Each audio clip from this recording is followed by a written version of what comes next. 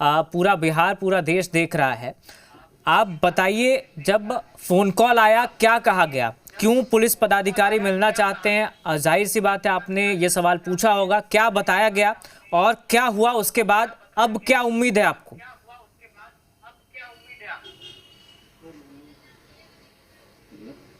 Hello जी, आवाज पहुंच रही है आप तक? हेलो जी, आवाज पहुंच रही है आप तक? जी जी, आप लाइव जुड़े हुए इस वक्त, आपको कल लाखों करोड़ों लोग देख रहे हैं। आप बताइए, अपनी आवाज उठाइए। आप कह रहे हैं कि आपकी आवाज दबाने की कोशिश की जा रही है, आप अपनी आवाज रखिए और बताइए क्या हुआ, क्या आप कहना चाहते हैं? जी बिल्कुल आवाज दबाने की कोशिश की जा रही है। कल कल हमको डीजीपी महोदय बुलाए कि आप आइए पटना 2-2:30 बजे तक। तो हम और हमारे परिजन सारे लोग हम लोग पटना गए। उसके बाद फिर हम और हमारे पति दोनों को कहा कि आप लोग अंदर आइए, बाकी लोग को बाहर रखा गया। हम लोग अंदर गए। आने के बाद जो डीजीपी महोदय बोले कि आपकी बेटी जो है सुसाइड की, और तरह तरह की बातें, रिपोर्ट है और जो सेक्सुअल हरासमेंट का मामला है, सब हमने कहा। लेकिन उसको नकारते गए और साबित करना चाह रहे थे कि आपकी बेटी सुसाइड के लिए की है, आपकी बेटी पढ़ाई लिखाई नीट की तैयारी वगैरह कुछ भी नहीं की। तो पहले से ही मनगढ़ंत बात किया जा रहा था। हमने कहा कि सर, आप हमारे राज्य के मुखिया है, पुलिस प्रमुख है, आप हमारे गार्जियन हैं, हम न्याय के लिए आपके पास आए हैं सर, आपने बुलाया है तो हम आए हैं। हमें न्याय चाहिए, जो कोई भी दोषी हो उसको सजा दिया जाए। तो सर बोले कि नहीं, ऐसे हम कैसे कर दें कि माने हम निर्दोष को क्यों करेंगे। हमने फिर कहा कि हमारे परिवार को SRT के द्वारा, हमारे परिवार के हमारे शिक्षक हैं जो भी रिलेटिव, उनको जो बार बार प्रयास किया जा रहा है, दबाया जा रहा है, हवा को दबाया जा रहा है। सैंपल लिया गया है सर 10-15 लोगों के हवा हम लोगों की, और चरित्र हनन का आरोप लगाया जा रहा है हमारी बेटी पर। तो बहुत हास्यास्पद की स्थिति है सर। हमने डीजीपी महोदय किया थे, सर आप न्यायिक जांच से मांग हम कर रहे हैं। सीपीआई पे हमारे कहा कि मामले को ठंडा बर्तन निकाल देंगे, आप CBI को दे देंगे। हमने कहा कि सर आपकी मर्जी जो है वो करें, लेकिन हम तो सर यही कहें कि हमें न्याय चाहिए। हमारी बेटी गलत नहीं थी, हमारी बेटी के साथ दुष्कर्म किया गया। तो सर बोले कि नींद की गोली खाई। हमने कहा ठीक है, अगर नींद की गोली खाई तो इसके साथ दुष्कर्म हुआ, हुआ सर कहे कि नहीं कोई बात नहीं, सब ठीक होगा, आंतरिक बात ऐसे बता रहे थे। तो हमारे गार्जियन है, हम विशेष नहीं उनसे कुछ कहे, हम मौन हो गए कि ठीक है सर, आप न्याय के लिए हम आए थे, लेकिन न्याय नहीं मिलना मुश्किल है, भरोसा हमें पुलिस पर नहीं है। न्याय देने वाले एक परमात्मा है, वही न्याय दिलाएंगे। और बहुत हम मर्माहित हैं, बहुत दुखी हैं, बहुत पीड़ित हैं। हम इसलिए ज्यादा नहीं बोल पाते हैं सर। आप अपनी बात आगे रखिएगा, और आपसे हम जरूर ये भी जानना चाहेंगे कि जब आप वहां पहुंचे तो किस तरह से दुर्व्यवहार हुआ, क्योंकि इससे पहले ये बताया जा रहा था कि बदतमीजी की गई। हमारे साथ पूर्णिया सांसद पप्पू यादव भी जुड़े हुए हैं। पप्पू जी, अगर आप परिजनों से कुछ पूछना चाहते हैं या कुछ कहना चाहते हैं या कोई आश्वासन देना चाहते हैं मदद के नाम पर, तो आप बात कर सकते हैं। देखिए जनाब, मैं परिजन से डे टू डे टच में हूँ, डेली हम ही टच में हैं। पोस्टमार्टम रिपोर्ट के लिए थाना प्रभारी को मैंने ही कहा, सबसे पहले हम ही गए, और इस परिवार के मुद्दों को सदन में दोनों दिन, कल भी और परसों भी लोकसभा में मैंने ये मुद्दे उठाए। लगातार इन मुद्दों को लेकर के मैं लाइव आता हूँ। लगातार इन मुद्दों को लेकर मैंने होम मिनिस्टर को लिखा, चीफ मिनिस्टर को लिखा। SIT और CID हमारी मजबूत एजेंसी है। दोनों बिहार प्रदेश एजेंसी के बावजूद मैंने ये बात लगातार मैं उठा रहा हूँ कि मनीष रंजन पहला दिन ही कह दिया मैं नहीं हूँ, मैं देहरादून में हूँ, जबकि वहीं थे। दूसरी बात, मैंने स्पष्ट रूप से कहा कि 5 तारीख को हमारी बेटी आई, हॉस्टल में गई, और 6 तारीख को मेरी बेटी बेहोश मिली, और वो बेहोश होने के बाद एक बार कह दिया गया कोई बलात्कार नहीं है और किसी भी तरह की रेप नहीं है। उसके बाद प्रभात हॉस्पिटल में पूरी प्रक्रिया पैसे के आधार पर या पैरवी के आधार पर उसको खत्म करने की कोशिश हुई। बेटी की आंसू बही, माँ के सामने उन्होंने मुड़ी हिलाया, या मेरे साथ दुष्कर्म हुए हैं।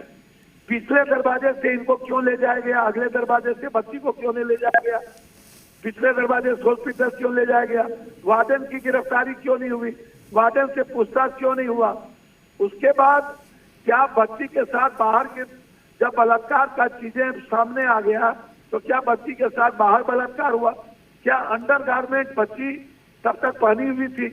और जो बच्ची का जो स्पर्म मिला उसके बाद भी ये कोई मानने को तैयार नहीं था कि उनके साथ बलात्कार हुआ, जबकि बच्ची मासिक नहीं थी। सबको पता है, डॉक्टर ने कह दिया था कि मैं मासिक नहीं हूं किसी भी कीमत पर, हर परिस्थितियों में। आप हमको एक बात बताइए कि इतने सारे घटनाओं के बाद अब वो फोटो की बात कर रहे हैं, वो 2 साल पुरानी फोटो। तो भैया आप जाकर के 2 तारीख को सीसीटीवी फुटेज ले आइए और दुनिया को दिखाइए कि एक भाई 3 बहन वहां है। भैया किसी की बेटी पटना में सुरक्षित है क्या? ठीक है, हम परिजनों से एक बार जानना चाहेंगे कि इस हॉस्पिटल से। हाँ ठीक है पप्पू जी बात रखिएगा, ये लोग आप बात रखिएगा आगे, लेकिन है ये लोग। ठीक है, ये गुस्सा समझ आता है। एक्सेस क्यों नहीं है सीसीटीवी फुटेज का? बिल्कुल आप टॉर्चर कर रहे हैं, क्यों उसके भाई को टॉर्चर कर रहे हैं? और भाई ने अभी बहन के साथ बलात्कार किया तो आप ये नहीं लिए, फिर क्यों गिरफ्तार नहीं कर रहे हैं आप? ठीक है पप्पू जी, अब हम लौटेंगे आपके पास, लेकिन परिजन हमारे साथ जुड़े हुए हैं और ये जानना बेहद जरूरी है कि जब आज परिजन डीजीपी से मिलने पहुंचे, पुलिस पदाधिकारियों से जब मुलाकात हुई तो उन्हें क्या बताया गया, उस दौरान वहां पर क्या कुछ हुआ, ये जानना बेहद जरूरी है। हम परिजनों का रुख करेंगे।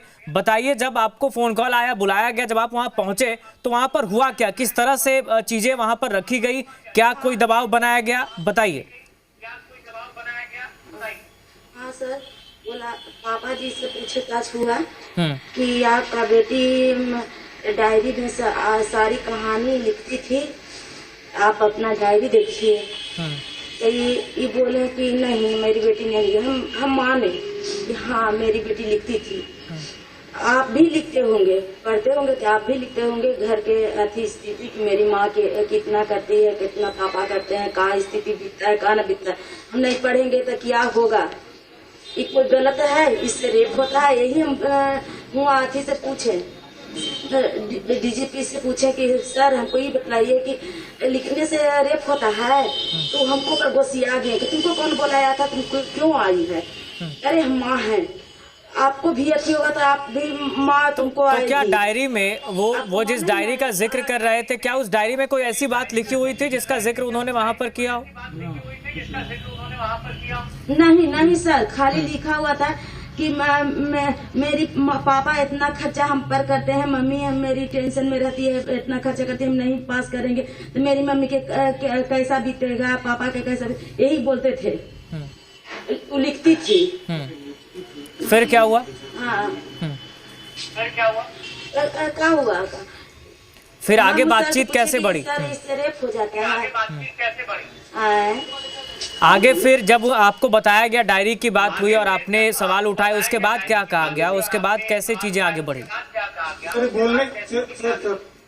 बोलने की स्थिति में नहीं है सर। नहीं बिल्कुल, हम समझ सकते हैं कि ये वक्त आपके लिए बहुत मुश्किल भरा है और हम बहुत जिम्मेदारी से ये चीज़ समझ सकते हैं। और अगर आप बोलना चाहें तो आप बोल सकते हैं, क्योंकि देखिए जो चीज़ें हो रही है, अगर आप ये कह रहे हैं कि आपको दबाया जा रहा है तो आवाज़ ज़रूरी है बाहर आनी, और जो कुछ भी हुआ सर जी इन्होंने बताया, कॉल करके डीजीपी सर बुलाए थे, डीएसपी जो मैम थी उनको कॉल करके, जब वहाँ पे हम लोग गए सर तो हम लोग 7-8 आदमी थे परिजन। पूछा गया कि कौन कौन है, कैमरा में देखी कैसे, जो सीसीटीवी कैमरा होता है दूर से हम देखकर कितना लोग कौन है। तो फिर 2 आदमी को ले जाया गया सर, इनको और पिताजी को और माता जी को। शुरू में 10 मिनट तक सर डीजीपी महोदय एकदम दहाड़ते रहे इन लोगों पे, दहाड़ते रहे, मतलब एक तरह से जबरदस्ती की, आप मानिए। उसके बाद फिर कुछ आरोप लगाए, फिर भाभी जो है बोलना शुरू की तो शब्दों का अशब्द मतलब इस्तेमाल किया गया भाभी को और भैया को। हाँ, उसके बाद सर जबरदस्ती कहा गया कि चोट का जो निशान है, बोले कि सर ठीक है नींद की गोली ही खा ली, ठीक है आप जब जबरन कह रहे हैं कि डायरी ही लिखती है तो ठीक है मान लीजिए सबकी डायरी ही लिखती है, सब कुछ आपका ही है। तो क्या डायरी लिखने से क्या नींद के दवा खाने से सुसाइड हो गया? जबकि नींद की दवा वो नहीं खाती थी सर। इसका मतलब कि छोड़ने के लिए कहा जा रहा था लगातार। तो सर मतलब नींद का गोली खाने से फलना खाने से रेप हो जाएगा सर, जैसा आप बता रहे हैं। तो अपन बोले तुम हमको क्या समझ रहा है, समझता है तुम हमको। उसके बाद एक तरह से सर बहुत मतलब गुत्थम गुत्थी का माहौल सर ऑफिस में बन गया डीजीपी आवास में सर। उसके बाद बाहर निकले, जो उनका कैंपस था वहाँ पे भी उनको उम्मीद नहीं था सर कि बाहर मीडिया वाले भी लोग जुटे हुए हैं। जब दरवाजा खुला तो देखे कि तमाम चैनल का लोग वहाँ पे हैं, तो हम घबरा गए। गेट को बंद किया गया और बोला गया जबरदस्ती कि गृह मंत्री के यहाँ चलिए, गृह मंत्री के यहाँ से आपको बुलाहट है। इसलिए सर हाँ सर कि चलो वहाँ पर अथी होगा। नहीं, हम बोले हैं कि सर आप पैसा के गाड़ी पे बैठे हुए हैं तो वहाँ ले जाइएगा, बाकी मौत बिकने वाली नहीं है। फांसी पर चढ़ जाएंगे सर, बाकी जायज पर रहेंगे, ना जायज पर नहीं रहेंगे सर। मेरी बेटी अच्छी बिल्कुल आप संभालिए अपने आप को, आप संभालिए। बहुत मुश्किल वक्त है ये, और ऐसे वक्त में भी अगर आप पर दबाव बनाया जा रहा है तो मुश्किलें और बढ़ जाती है। आप अपने आप को संभालिए। लेकिन एक सवाल ये भी है कि जब ये कहा जा रहा था कि सुसाइड है, अगर आत्महत्या का रूप इसे दिया जा रहा है, तो क्या आपने ये पूछने की कोशिश की थी कि आपको क्यों लग रहा है कि सुसाइड करेगी छात्रा? इसके पीछे क्या वजह आपको नजर आ रही है आपकी जांच के मुताबिक? कोई ठोस कोई कुछ नहीं सर। हम बोल रहे हैं वो सुन ही सुनने के लिए तैयार नहीं है, सुनने के लिए तैयार नहीं है। इसे हमको अनपढ़ समझती है। हम कहे कि हाँ सर, हम आपको अनपढ़ नहीं समझ, हम अनपढ़ भर गमा रहे हैं, यही से दबा रहे हैं सर कि पैसा नहीं देगी। पैसे आपके गाड़ी पर बैठे हुए थे, ऐसे नहीं बोलो। हम CID की कुछ उसको अथी CBI के अथी लगा देंगे, क्योंकि CBI पैसा ले लेगा। सर बोला गया कि रुको CBI की जांच देते हैं, 2 साल तक टहलते रहना, पता चल जाएगा। दिल्ली जाना पड़ेगा, दिल्ली जाना पड़ेगा। हम लोग से सर आपसे और माननीय सांसद जो हैं, हम लोग के गार्जियन सर पप्पू सर से मांग है सर कि CBI जांच सिर्फ नहीं चाहिए सर, CBI जांच डाल करके ये लोग इसको ठंडा बस्ता में डाल देंगे। कर सकते हैं आप लोग सर, तो न्यायिक जांच करवाइए सर। और कोई भी स्वतंत्र एजेंसी अगर इसमें काम करे तो कोर्ट के दिशा निर्देश के अनुसार सर। अब कोई उम्मीद नहीं है सर प्रशासन से और जो हम लोग के जो गृह मंत्री है, मुख्यमंत्री हैं, हम बोलते हैं बेटी बचाओ बेटी पढ़ाओ का नारा देने वाले। यानी कुल मिलाकर अगर 2 लाइन में कहें तो आप लोगों को बुलाया गया, आप पर ये दबाव बनाया गया कि आप ये मानिए कि वैसी कोई घिनौनी वारदात नहीं हुई है, सुसाइड का मामला है। एक लाइन में क्लियर ही है। नहीं सर, एक मिनट हम बोला चाहते हैं सर। 2 ऑप्शन रखा गया है एक तरह से, चाहे तो सुसाइड मान लीजिए जो कर रहे हैं सो, और नहीं तो इस तरह का हुआ है तो आप ही लोगों के द्वारा कोई परिवार को काम किया है। अच्छा बस सर, मैं दोनों में से जो आप मानते हैं वो मान लीजिए, बस सर ये जान लीजिए। सर भाई को, भतीजा को, हुकेरी बहन को जो शादी ब्याह हुआ है सर 1.5-2 महीना पहले, मतलब फुआ के यहाँ, उसका वीडियो रिकॉर्डिंग मांग रही है पुलिस कि वीडियो रिकॉर्डिंग दीजिए तो उस शादी में देखते हैं कौन कौन गया है। गजब स्थिति है, बताइए। हम बोले सर से सर इस समय सर चढ़ा दीजिए सर, स्थिति होगा सर, हम लोग दावा कर लेंगे सर। ये आवाज प्रधानमंत्री नरेंद्र मोदी के पास पहुंचाइए। सुप्रीम कोर्ट के जो मुख्य न्यायाधीश है उनको कहिए सर संज्ञान लेने के लिए। क्या हो रहा है सर आज के समय में? हम लोग न्याय के लिए ठोकर खाते चल रहे हैं सर। DGP लोग मार करके भगा रहे हैं, एक तरह से धक्का देकर भगा रहे हैं। ठीक है। सर हम लोग आए, स्वप्निल जी भी हमारे साथ जुड़े हुए हैं, रेजिडेंट एडिटर बिहार के, और प्रकाश हमारे सहयोगी भी जुड़े हुए हैं। स्वप्निल जी, आप अगर कुछ पूछना चाहें, परिजन लाइव इस वक्त जुड़े हुए हैं और अपनी बात रख रहे हैं। बिल्कुल, देखिए ये सवाल एक बनता है कि आप लोगों को जब ये कहा गया, बतौर आप लोग जो जवाब दे रहे हैं और बता रहे हैं हम लोगों को कि आप लोगों को 2 ऑप्शन दिए गए, या तो मान लें कि कोई घटना नहीं है या CBI जांच के लिए भेजे। तो आपको CBI के नाम पे क्या क्या कहा गया? CBI के नाम पे, जांच के नाम पे क्या क्या कहा गया?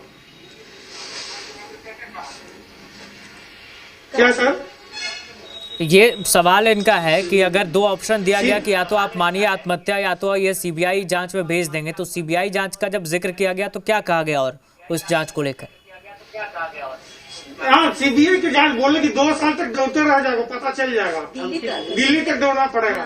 क्या होता CBI में से दिखा देंगे, तुमसे कुछ नहीं बनेगा। सर साफ तो है सर, नीचे भी आप ही बैठे हुए हैं, ऊपर में भी आप ही बैठे हुए हैं। SIT आपकी है, CBI आपकी है सर ऊपर में, हाँ, अभी तो साफ दिख रहा है आप सर। गाड़ी पे बैठे हुए थे तो बोलिए जो SIT यहाँ काम कर रही है वही CBI से तो करवाएंगे पैसा वाले हैं सर। ना। हम लोग को हम देश को दिखाने के लिए बोल देंगे कि हम CBI जांच के लिए ऑर्डर कर दिए माँ हैं, बैठी बताइए हुई सर। है। इसलिए माननीय सुप्रीम कोर्ट हस्तक्षेप करे सर, तब न्याय मिलेगा। माननीय उच्च न्यायालय हस्तक्षेप करे। हम लोग कोर्ट में सर रीट फाइल कर चुके हैं सर, कल उसमें एक्सेप्ट हुआ है, फाइल हुआ है सर, जो मतलब है बहस के लिए, तो वकील साहब बोले हैं कि सुने हैं सर। उसके बाद से ही लोग सब बेचैन है, एकदम बेचैन है कि रीट किस फाइल कर दिया वहां पे। हम लोग का जांच से कहा है संतुष्ट है सर। बताइए इतना मामला साफ था, 24 घंटा में सब दूध में दूध पानी को पानी साफ हो जाता सर। 24 दिन तक उलझा कर रखा गया है और पूरा जांच को मोड़ करके ले आ गया है परिवार पे, गांव पे, कुटुंब पे, परिवार पे। हम लोग आप लोग के माध्यम से कहते हैं सर, इनके परिजन, हम लोग परिजन जो है इस केस में जो लोग साथ दे रहे हैं उनको सबको खतरा है सर, प्रशासन से और उनके द्वारा संरक्षण प्राप्त गुंडों से सर, सब कहते हैं सर। जब पुलिस उठा करके DGP के सामने ले जा रही है कि चलिए आप गृह मंत्री के यहाँ, गृह मंत्री के यहाँ चलते, गृह मंत्री के यहाँ निश्चित चलते, विश्वास था उन पर सर। लेकिन इस माहौल में जब आप जबरदस्ती कह रहे हैं कि आप मानिए यही चीज हुआ है, तो गृह मंत्री क्या के लिए ले आ रहे हैं सर? वही तो वहाँ भी यही बोलना है, ये बोला जा रहा है कि उनके सामने भी यही बोलना है। बिल्कुल स्वप्निल जी, एक बात और है, जो परिजन बता रहे हैं उसके इनके मुताबिक इन्हें कहा गया कि या तो आप ये मानिए कि ये सुसाइड का मामला है, और अगर आप ये नहीं मानते हैं और आप कह रहे हैं कुछ हुआ है, तो फिर परिवार के लोगों में से किसी ने किया है। तो आप बाहर के लोगों को क्लीन चिट दे रहे हैं एक हिसाब से, अगर आप ये दो ऑप्शन रख रहे हैं कि या तो सुसाइड मानिए या तो अगर कुछ हुआ है तो परिवार के किसी सदस्य ने किया है, तो सीधे तौर पर आप बाहर के लोगों को क्लीन चिट दे रहे हैं। देखिए बड़ी विचित्र स्थिति है। अगर परिजनों की बात को माना जाए तो ये बड़ी विचित्र स्थिति है कि पहले आप कहिए कि कुछ नहीं हुआ है और फिर कहिए कि कुछ हुआ है तो परिजन ने किया है। अरे भैया, या तो हुआ है या नहीं हुआ है। नहीं हुआ है तो स्टैंड करो कि नहीं हुआ है, हुआ है तो। और अगर नहीं हुआ है तो वो जो DNA सैंपल आप ले रहे थे, वो जो स्पर्म मिलने की पुष्टि हुई थी, वो DNA सैंपल वो क्यों ले रहे थे फिर? अरे राहुल जी, मेरा बहुत सीधा सवाल है सरकार से, प्रशासन से। अगर इनकी बात सत्य है, जो परिजन बैठ के अभी लाइव स्क्रीन पर बोल रहे हैं, अगर ये पूरी बात सत्यता के साथ रख रहे हैं, ये बड़ी अजीब स्थिति है कि हुआ है, आप मान लो कि नहीं कुछ हुआ है, तो चलो कुछ नहीं हुआ है, तो इस पर आप स्टैंड करो कि कुछ नहीं हुआ है, तमाम एविडेंस मेरे साथ है। अब फिर आप कहते हो, अब जो परिजन बता रहे हैं अभी, जो भी 3-4 परिजन बैठे वो बता रहे हैं कि दूसरा ऑप्शन ये कि अगर हुआ है तो आपका कोई घर वाला किया है। अब या तो हुआ होगा या नहीं हुआ होगा। अगर हुआ होगा तो किसने किया होगा आप ये बताओ ना। नहीं हुआ है तो इस पर स्टैंड करो। ऑप्शन कैसे हो सकता है किसी घटना में ऑप्शन कैसे हो सकता है? ये ऑप्शन ए ये है, ऑप्शन बी वो है। अगर परिजन सच से बोल रहे हैं तो ये बहुत गंभीर विषय है कि ऑप्शन पर बात होना। ये कोई सवाल जवाब का सेशन थोड़ी है। ये तो जांच का परिणाम है कि either yes either no, yes तो यस, नो तो नो। ऑप्शन कैसे हो सकता है इसमें? तो ये बड़ा अजीब स्थिति है। आप देखिए कि सरकार की तरफ से कौन जवाब देता है, क्या जवाब आता है, क्या क्या एविडेंस के साथ आता है, ये बिल्कुल। और परिजन जो बता रहे हैं, परिजन अगर बिल्कुल सब कुछ सही से रख रहे हैं तो उनके मुताबिक वो तो कह रहे हैं कि जबरदस्ती ले जाने की कोशिश की गई, झड़प की स्थिति भी हो गई कि चलिए गृह मंत्री के पास चलिए, वहां बैठकर बात करिए। देखिए परिजन जो ये बता रहे हैं, ये अब देखना पड़ेगा कि ये तमाम जो परिजनों का आरोप है, इस पर पुलिस मुख्यालय की तरफ से कौन क्या कहता है। क्योंकि ये चर्चा SP ऑफिस में नहीं हो रही है, ये सर्वोच्च जो पुलिस के सर्वोच्च अधिकारी है उनके पास हो रही है, जो परिजन बता रहे हैं। तो ऐसी स्थिति में अब ये प्रशासनिक तौर पर ये पुलिस मुख्यालय के स्तर से ब्रीफ करना पड़ेगा कि ये सच है या झूठ है। और मेरा सवाल एक ही बनता है कि कोई आपराधिक घटना या तो हुई है या नहीं हुई है। अगर हुई है तो वो क्या है विथ एविडेंस पुलिस बताए, नहीं हुई है तो क्या एविडेंस है ये पुलिस बताए। लेकिन ये नहीं हो सकता है कि नहीं हुई है, अगर हुई है तो कोई घर का किया। अरे भैया, या तो चोरी हुई होगी या नहीं हुई होगी, या तो मेरे घर में किसी ने चोरी की होगी या नहीं की होगी। तो आप एक स्टैंड लोगे ना, दो ऑप्शन। परिजन, अगर आप मेरी बात सुन रहे हैं, जो परिजन सुन रहे हैं, वो जुड़े हुए हैं, तो आप क्या इस बात पर क्लियर है कि आपको ये दो ऑप्शन दिया गया था?